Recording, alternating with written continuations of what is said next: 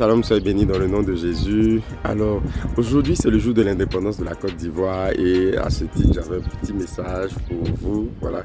La Bible dit que si celui que le Fils a franchi, celui-là sera réellement libre. On parle d'indépendance, plusieurs personnes sont en train de fêter, il y a de la joie et tout ça. Mais ça vient du fait que l'homme a toujours eu besoin d'indépendance. L'homme a été fait par Dieu à son image.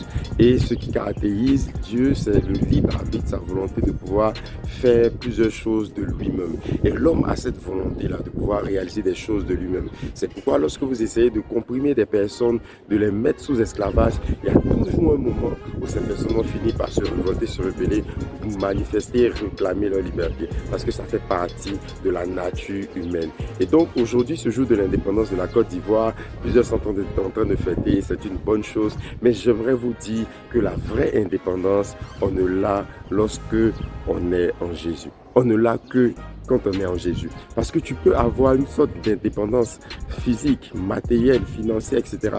Mais la vraie indépendance est celle-là de pouvoir avoir la paix avec son Créateur et de pouvoir repartir auprès de lui après la mort. Sinon, tout ce que nous faisons ici, c'est passager. Mais la vie éternelle, elle n'est pas passagère. Et je t'en prie, je t'en supplie, faites l'indépendance, mais sois sûr que tu es indépendant de la chose qui détruit le plus l'humanité, c'est-à-dire le péché. Il faut que tu sois indépendant du péché. Il faut que tu sois indépendant des œuvres des ténèbres. Il faut que tu sois indépendant des projets, des programmes du diable. Sinon, tu pourras essayer de bâtir des choses, mais celui qui dépend de toi, celui qui a établi son autorité sur toi, son règne sur toi, va finir par réclamer les choses qui t'appartiennent. Et donc maintenant, tu peux avoir de la prospérité. Aujourd'hui, tu peux avoir du travail, mais quelques temps plus tard, quelque chose de négatif peut t'arriver. Tu peux perdre ce travail-là. Pourquoi? Parce que tu es encore lié à ces entités, tu es encore lié à ces choses ténébreuses et qui peuvent faire du mal à ta vie. Donc je t'en supplie, alors que c'est le jour de l'indépendance, sois sûr d'être indépendant de Dieu et indépendant du diable, pardon.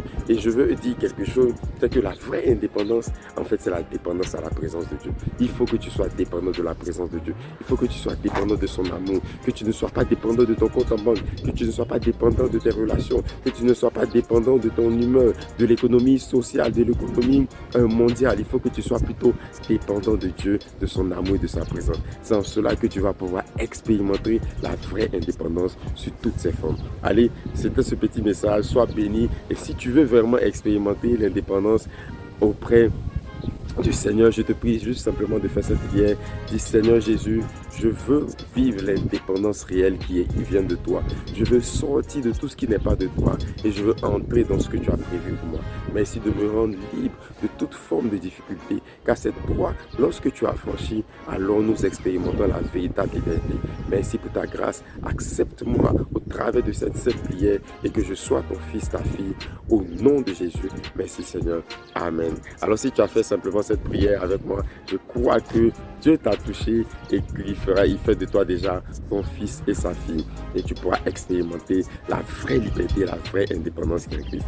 Allez, sois béni, que Dieu te garde, profite bien de ta journée, bonne fête d'indépendance, comme on dit ici, indépendance, oh yeah! Sois béni.